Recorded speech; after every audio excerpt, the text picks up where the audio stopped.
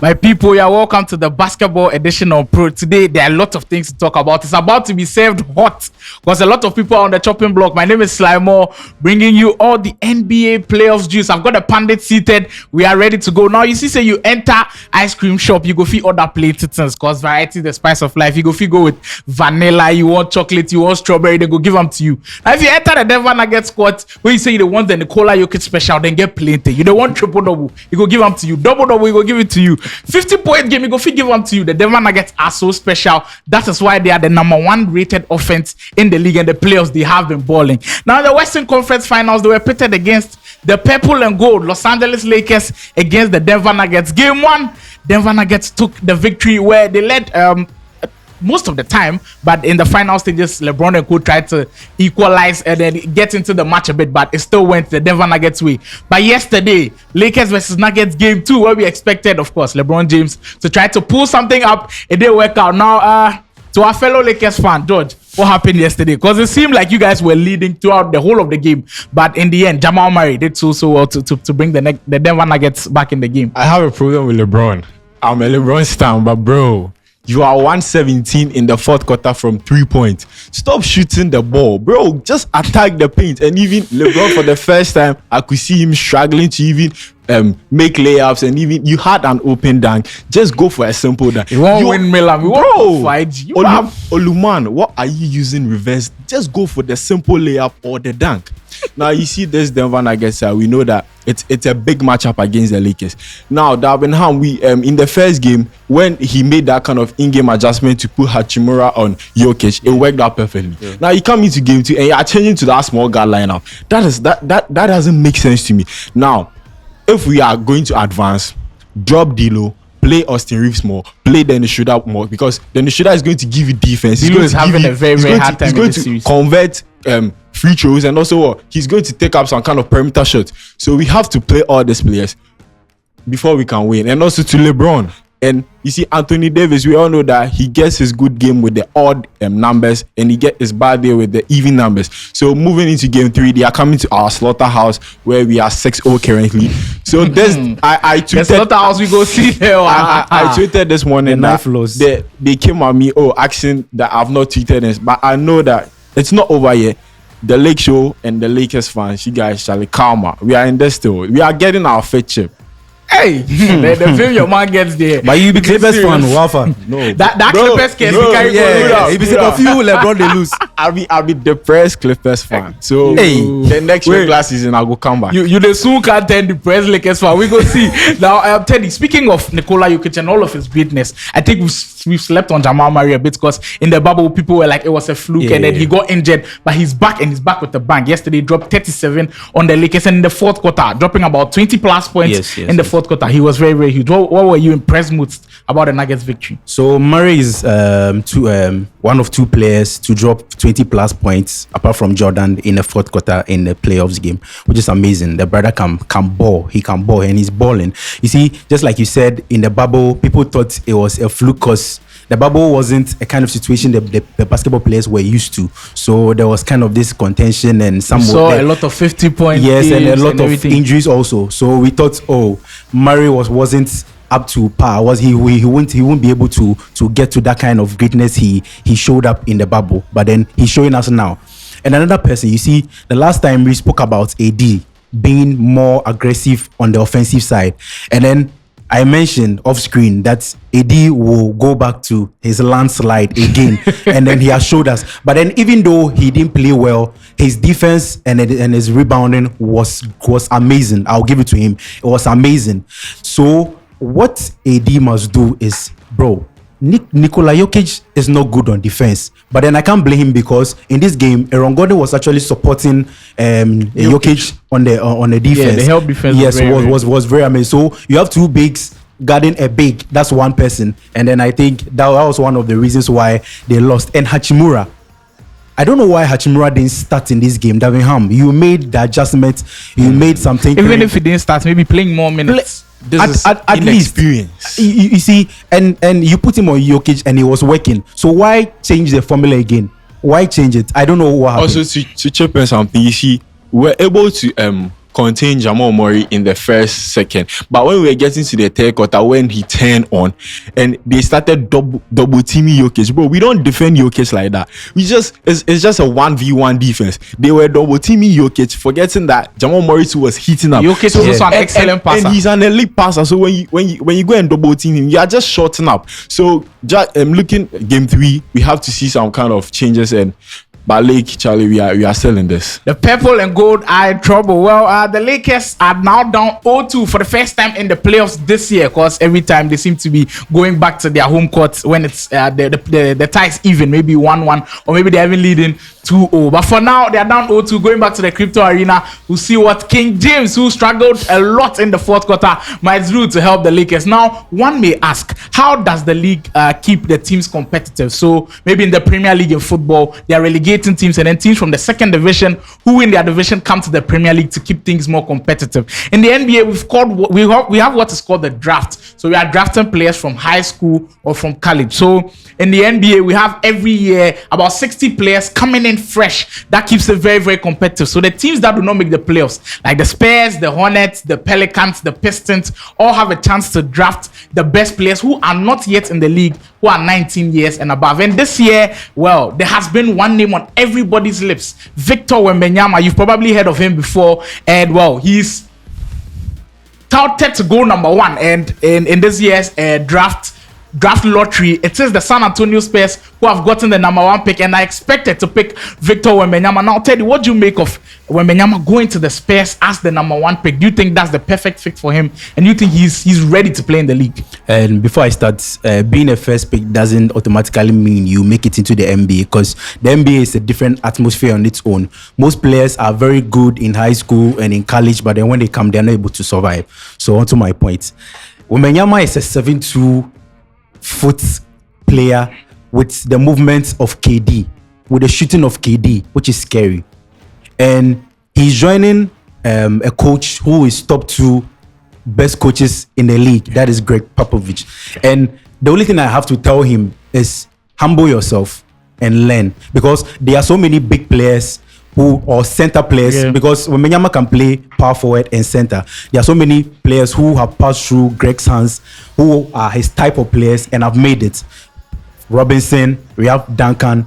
So I think he is like maybe 50% up for greatness if only he learns more. And with his numbers now in Metropolitan, I think if he's able to consistently score like that, he's going to be great.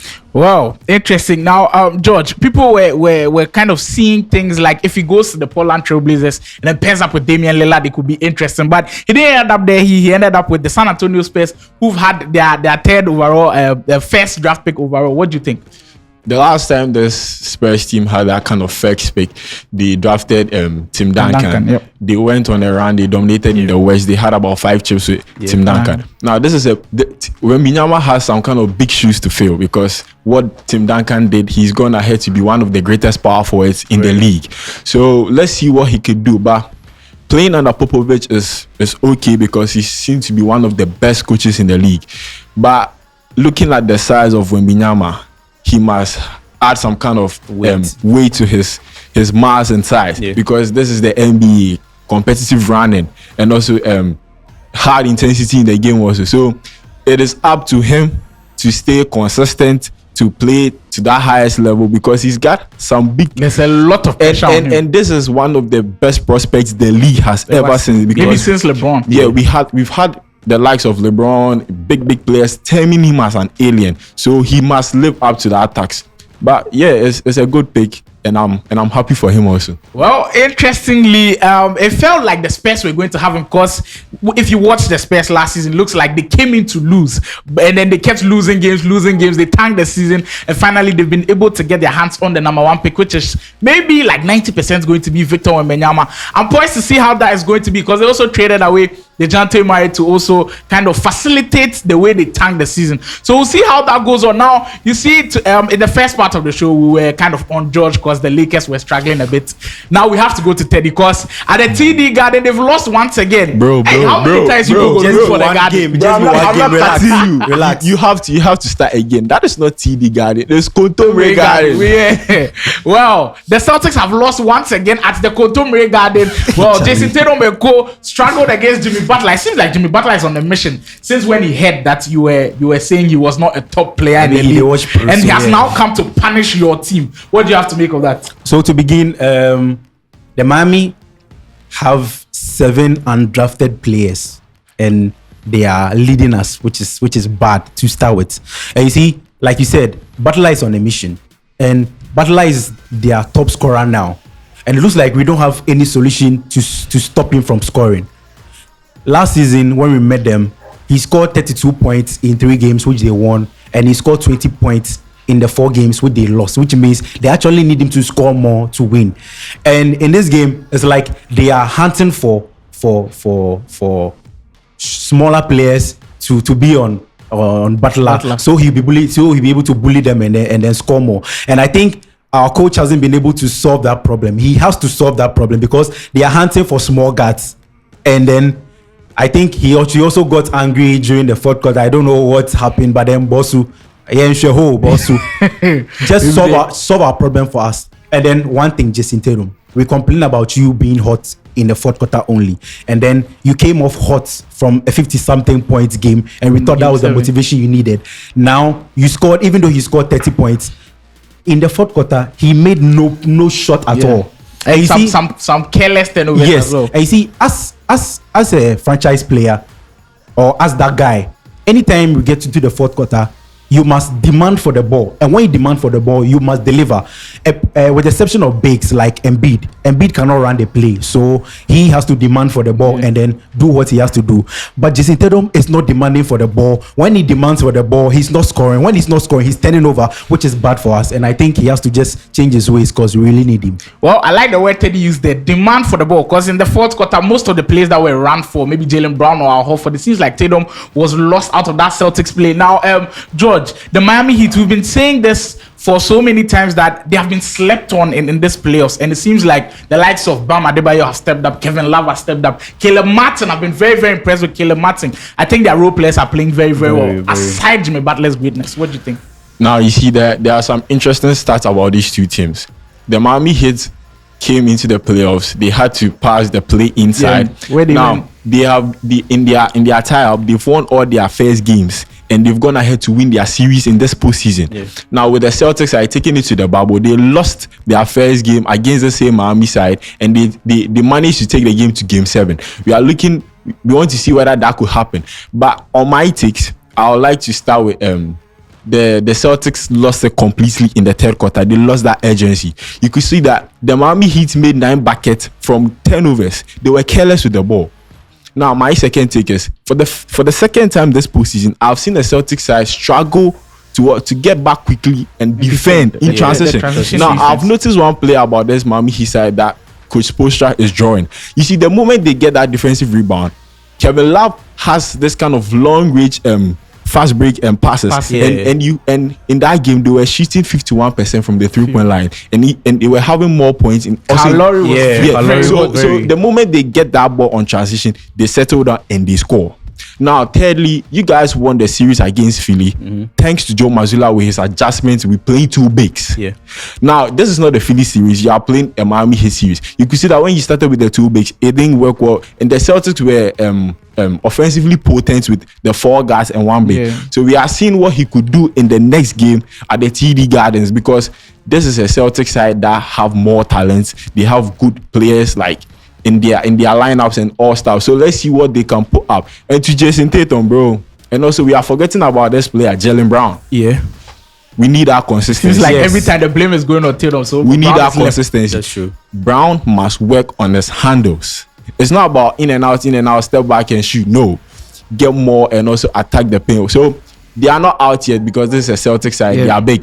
So maybe I'm tipping Celtics in 6 or 7. We thank you. Interesting. Well, the only thing I have to say about this is I feel like Tatum played well in the game for the first 3 quarters. He was okay, but Tatum, when he's hot, is hot. But I have a problem with his passing. This year, the Celtics fans kept telling us Tatum has improved his passing. He was passing really well. Today, he had just 1 assist. So you could see when Tatum is having the ball, he's quite stagnant. The other players around him are also not moving as well as you would expect them to move. But just comparing to Jimmy Butler, who had about 7 assists in that game. So you can see Caleb Martin is moving around there. Kevin Love and Co are all moving around to find those open spots, to find wide open shots. Now, there's another player who's making the headlines. He's already out of the playoffs, but he's still making headlines. Demetrius Jamal Morant. I know you're confused there. His name is Jamal Morant, as he's popularly known, is in the headlines once again because of another gun incident. A few weeks ago, he was in the limelight for a gun incident where he pulled a gun on IG Live in a club where it got him suspended for about 8 games before the playoffs started.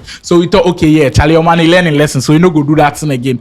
We see now about a few days ago, he's pulled up another gun where he was with his friends in the car, and it seems like it might even be more of a bigger punishment coming from the league.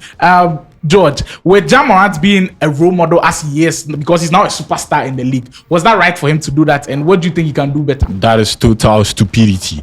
You see, Jamal Murray, you are a good player. You are a big prospect.